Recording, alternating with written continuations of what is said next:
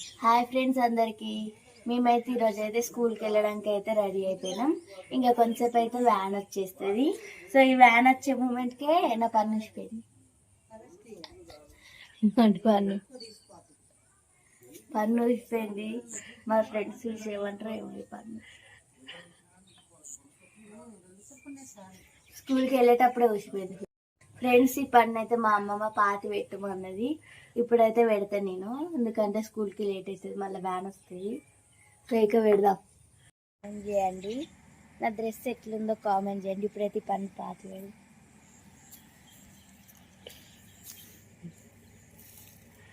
మళ్ళీ వెళ్తుంది వచ్చి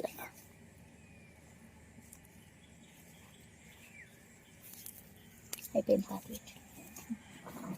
నా చేతి ఇట్లయింది. Bye friends.